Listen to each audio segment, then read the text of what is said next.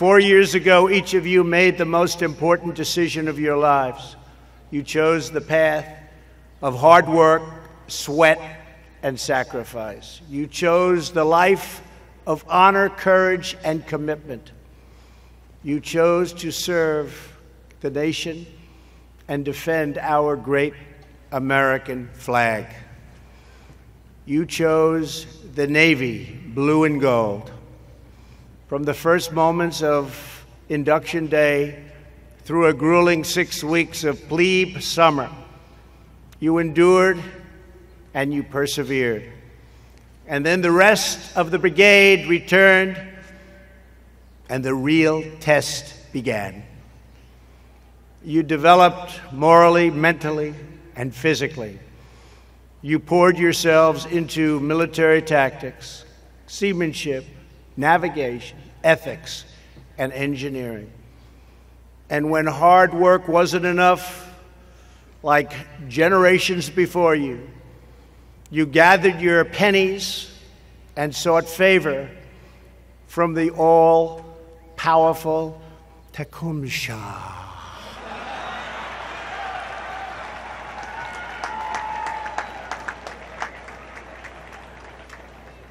All-powerful, a little bit different. Others worked hard for their demerits at McGarvey's and the Fleet Reserve Club. And so today, in keeping with tradition, I declare that all midshipmen on restriction for minor offenses, you are hereby absolved.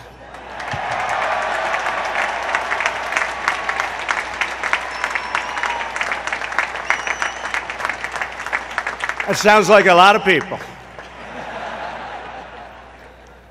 The Admiral will define exactly what that means. So, Admiral, please go easy, please. Okay, please go easy. It's a great group of people here, Admiral. I'm told that this class led Navy athletics to the highest win percentage in your 172-year history. Think of that. That includes taking the Army-Navy Star Series for the 4th straight year, a remarkable achievement in sport and athletics. Remarkable. And because you care about every contest against Army, for the record, this year, Navy beat Army 19 times. And I will not mention, I promised, who won the football game. I will not mention it. I won't mention it. Refuse to say it. But that is a great achievement. And let me take a guess. You're still not tired of winning. Winning is such a great feeling. Isn't it a great feeling? Winning. A great feeling. Nothing like winning. Got to win. In every endeavor, the class of 2018 has shown its mettle and it's proved its might. You have earned your place in that ancient league of sailors and shipmates, captains and commanders, warriors and mariners and Marines. You crave adventure. Hello, folks back there. You chase discovery, and you never flinch in the eye of a raging storm. America is in your heart. The ocean is in your soul. The salt water runs through your veins. You live your life according to the final law of the Navy. The word impossible does not exist because Navy never quits.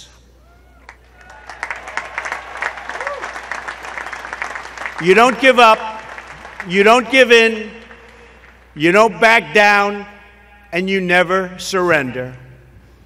Wherever you go, wherever you serve, wherever your mission takes you, you only have one word in mind, and that's victory. That's why you're here. Victory. Very important word. You are now leaders in the most powerful and righteous force on the face of the planet, the United States military. And we are respected again, I can tell you that. We are respected again.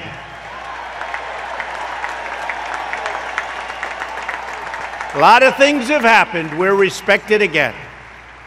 For the last 4 years, you have walked the same paths as Navy's greatest legends, the giants of Midway and Coral Sea and Manila Bay.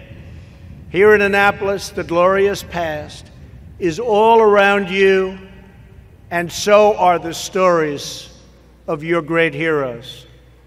One such hero who appears in the pages of your old yearbooks is Bruce Voorhees. You know Bruce Van Voorhees, well known all over. Bruce hailed from Nevada and was a member of the Naval Academy class of 1929. Beneath his picture in the 1929 lucky bag, Bruce's classmates wrote that he spent most of his time teaching the city slickers from the East the correct pronunciation of Nevada. And I had to learn that too to win the state.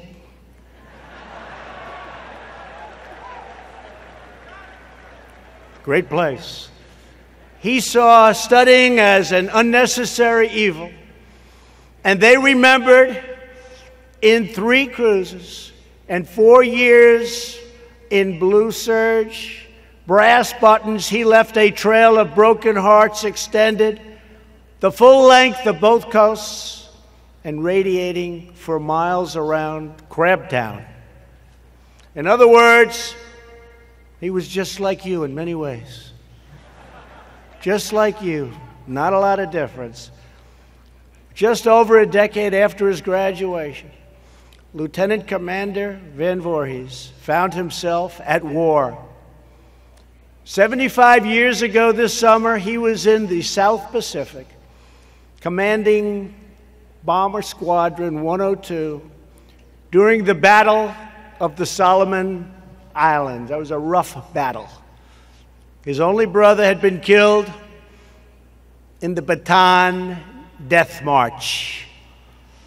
On July 6th, Bruce volunteered for a mission to destroy a crucial enemy base. It was a rough time. It was a rough, tough situation. He knew full well that he would likely never return. He knew he was going to die. But he also knew his daring action could prevent a surprise attack on large-scale American forces. So his plane took off alone on a 700-mile flight.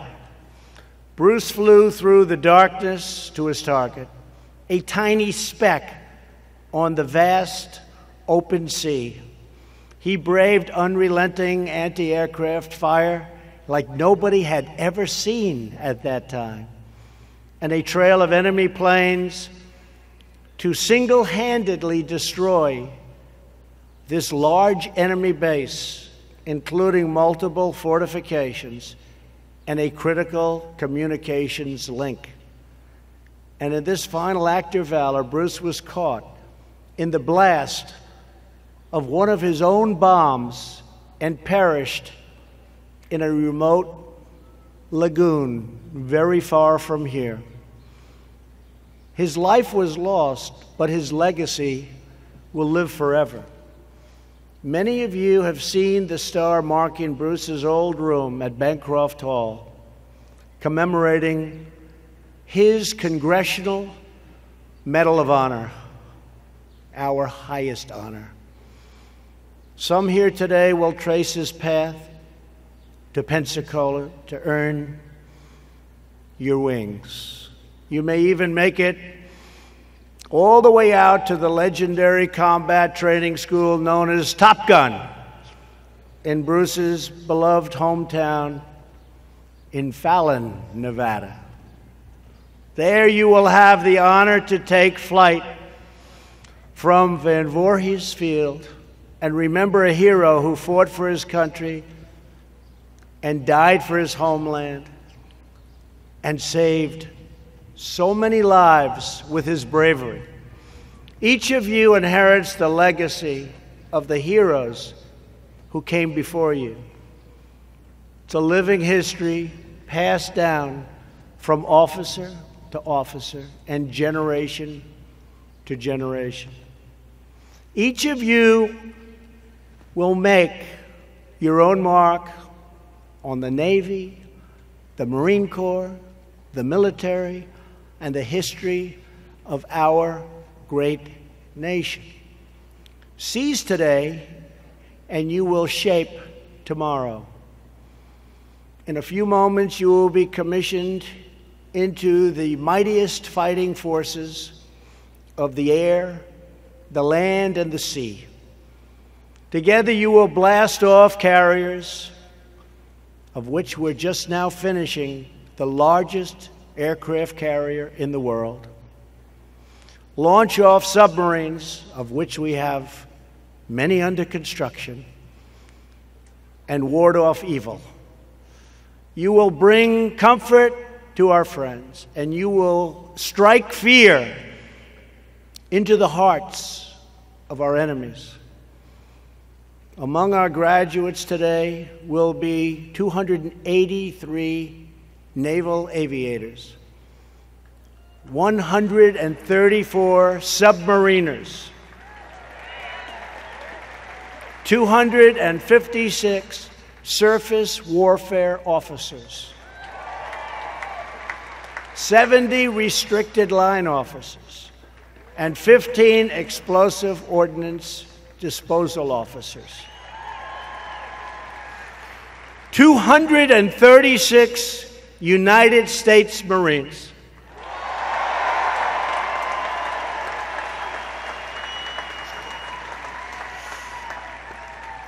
And 35 very tough, very well-conditioned Navy SEALs.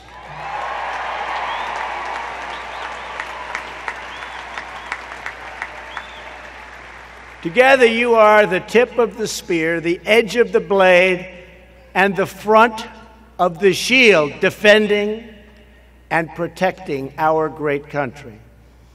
You know, there is no mission our pilots can't handle. There is no hill our Marines can't take. And there is no stronghold the SEALs can't breach. There is no sea the Navy can't brave, and there is no storm the American sailor can't conquer, because you know that together there is nothing Americans can't do, absolutely nothing.